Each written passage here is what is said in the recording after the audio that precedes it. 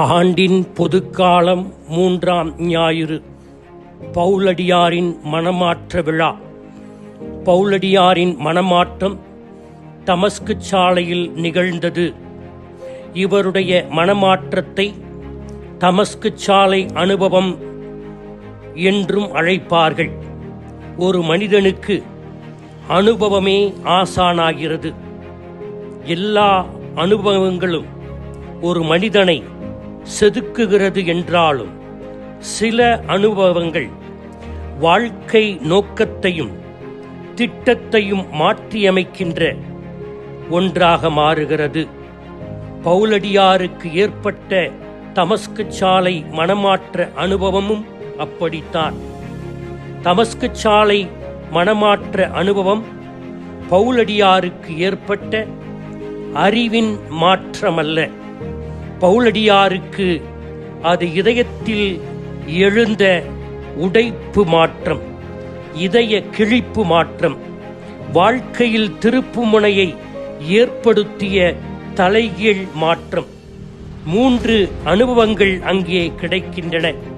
முதலில் ஒளி, 2 குரல், 3 அவர் பார்வை போனது. ஒளி. இவர் ஒளியை நோக்கித்தான் சென்றார். இவ்வளவு நாள் நினைத்தது சட்டம்தான் ஒளி, சட்டம்தான் ஒளியாக மற்றவர்களுக்கு இருக்க முடியும் என்று எண்ணினார். ஆனால் இயேசுவே ஒளி என்பதை இந்த அனுபவத்தில் பெறுகிறார். பவுலடியாரின் இந்த மனமாற்றத்தில் 2வது நிகழ்ந்தது. இயேசு அவரை தேடி வந்தார். சவுல் இயேசுவை நம்பவில்லை, அவரை எதிர்த்தார். தமஸ்கு சாலையிலே உயிர்த்தெழுந்த இயேசுவின் குரலை கேட்டார். திருத்தூதர் பணி 9:4. சவுலே சவுலே, நீ என்னை ஏன் துன்புறுத்துகிறாய்? உயிர்த்தெழுந்த இயேசுவின் இந்த குரல் அவருடைய முழு உலக நோக்கையே உடைத்தது. சவுல் பவுலாவதற்கு முன்னால் சட்டம் சட்டம் என்று பேசியவர் மனம் மாறிய பிற்பாடு கடவுளின் அருள் அருள் என்று பேசத் தொடங்கினார். கிறிஸ்தவத்தை அழிக்க நினைத்த ஒருவர் அதை பறைசாற்றும் போதகரானார். கிறிஸ்தவர்களை துன்புறுத்தியவர் நற்செய்தி அறிவிப்பாளரானார். தமஸ்கு நகரத்திலே அவருக்கு கிடைத்த 3வது அனுபவம் பார்வை இழப்பு. 3 நாட்கள் பார்வையில்லாமல் இருந்தார். வெளிப்புற கண்கள் மூடப்பட்டன, ஆனால் உள்ளார்ந்த கண்கள் அவருக்கு திறக்கப்பட்டன.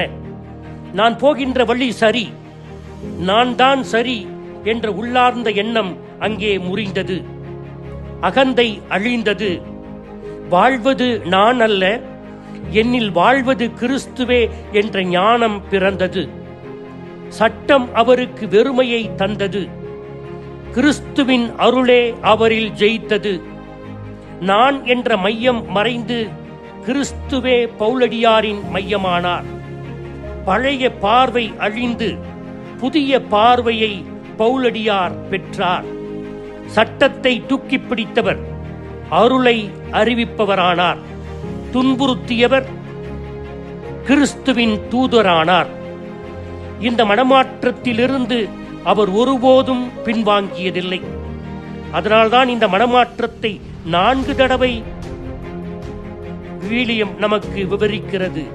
3 தடவை திருத்தூதர் பணி நூல்களில் 9, 22, 26. பிறகு கலாத்தியருக்கு எழுதிய திருமுகத்திலும் இந்த மனமாற்றத்தை குறிப்பிடுகிறார். அவர் இந்த மனமாற்றத்திலிருந்து ஒருபோதும் பின்வாங்கியதில்லை. சிறைவாசம், அடி, உதை, புறக்கணிப்பு இவை எல்லாவற்றையும் கிறிஸ்துவுக்காக ஏற்றுக்கொண்டார். சவுலின் அந்த 3 நாட்கள் பேசவில்லை, பார்க்கவில்லை, சாப்பிடவில்லை. மௌனம். அமைதியே ஒருவனை மீண்டும் கட்டமைக்கும். ஒருவனுடைய ஆன்மீக வாழ்வை மீண்டும் கட்டியெழுப்புவது மௌனம். மௌனத்திற்கு அவ்வளவு பலம் இருக்கிறது. வழிதவறி இருக்கலாம். நாம் மற்றவர்களால் கெட்டவர் என்று முத்திரை குத்தப்பட்டிருக்கலாம். பவுலை கரம் பிடித்தவர், உன்னையும் கைவிட மாட்டார். எல்லாம் அவர் கட்டுப்பாட்டில் இருப்பது போல பவுலடியார் நினைத்தார். ஆனால் நடந்தது என்ன? அவரை கைப்பிடித்து அழைத்து செல்கிறார்கள். இந்த இடத்தில்தான் அவருடைய உள்ளம் உடைகிறது. நாமும் பல நேரங்களில் வாழ்க்கை நமது கட்டுப்பாட்டில் இருக்கிறது என்று நினைக்கின்ற போது, அது செயலிழந்து போகின்ற போது நம்முடைய மனம் உடைகிறது.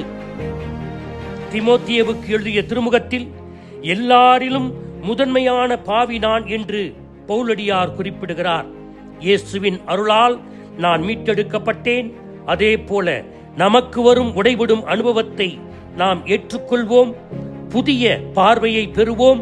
கடவுளின் அருளோடு ஒத்துழைத்து புதிய வாழ்வு அமைப்போம். ஆமேன்.